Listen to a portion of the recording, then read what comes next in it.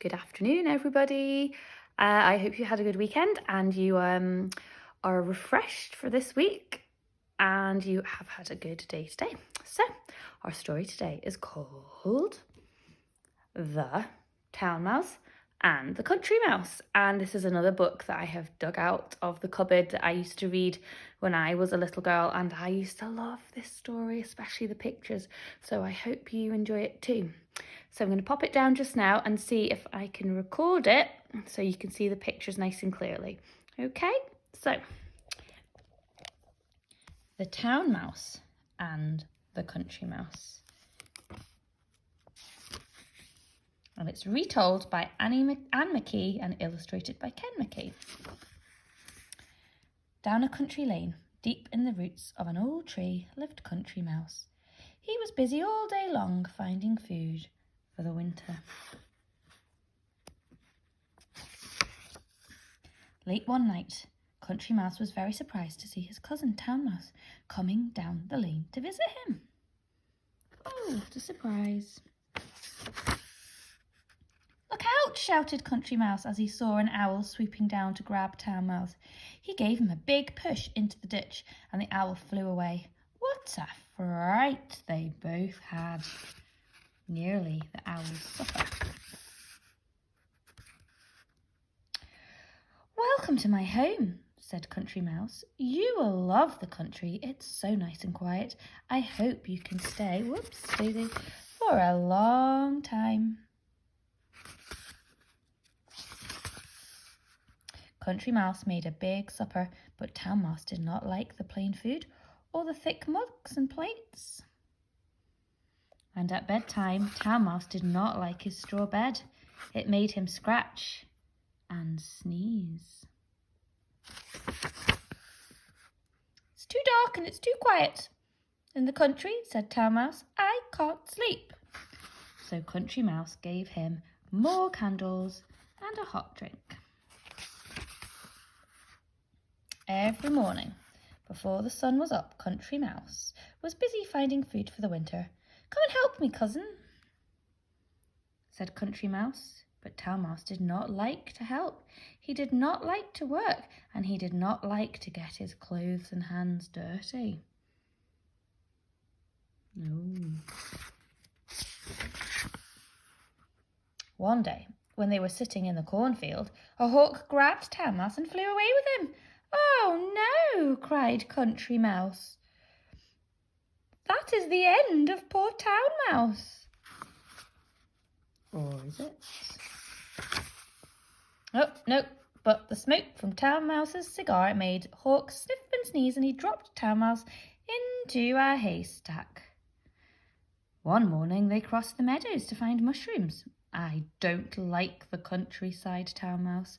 "It's dark, it's cold, it's wet, and too quiet." The horse who lived in the meadow came to make friends with the mice. Town Mouse was so surprised he fell head over heels into the wet grass. I don't think he likes horses. "Oh, cousin," said Town Mouse, "I am tired of the country. In the town it is warm and dry, and there is no need to look for food. You must come and see for yourself."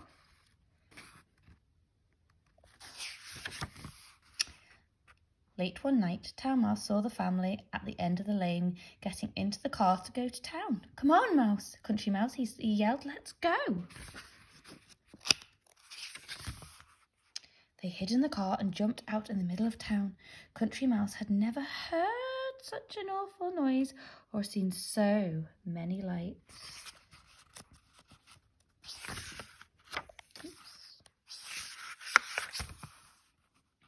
I think they've arrived at Town Mouse's house.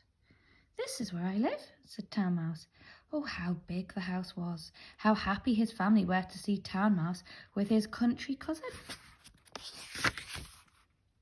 What a welcome the town mouse gave Country Mouse. What lovely food, fruit, cakes, biscuits, and cream, and chocolate. But it was all too rich and sweet for Country Mouse. Town Mouse and his family took Country Mouse around the house. It was all too big for poor Country Mouse. At bedtime, Country Mouse did not like his soft little bed. The room was bright from the lights in the street. The next day they went for a picnic in the park, but the pelicans and the ducks ate their food and made them run away. Oh dear. A dog chased Country Mouse under a litter basket, but Town Mouse sprayed the dog with lemonade. What a fright they both had. But back in the house, Country Mouse was almost sucked into the carpet cleaner. How unhappy he was.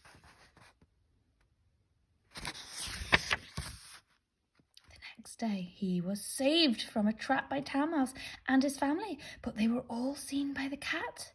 They ran for their lives back to a hole in the wall. Oh dear. The cat stayed in the room all day and all night. The mice were very hungry. They had no food at all. That night, Country Mouse had a dream of home. He smelled the trees and the earth, and oh, how he wished he was back home. But he's got a wee tear there. He's feeling very homesick.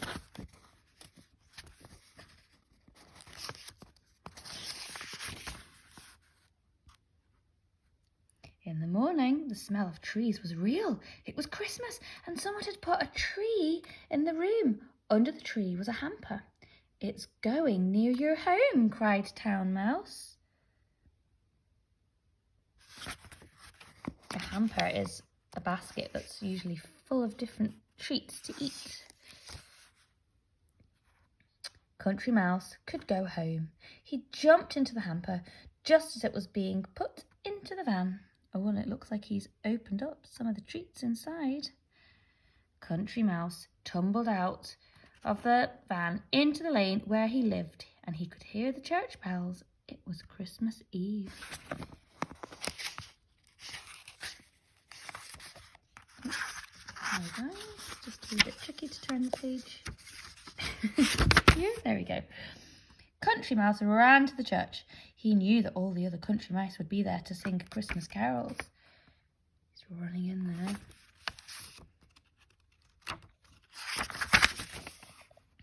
"Come, Country Mouse," said the littlest mouse. "You can spend all Christmas telling us your great adventures." Country Mouse breathed a long sigh. Oh, all he wanted to do was forget. And that is the end of our story today.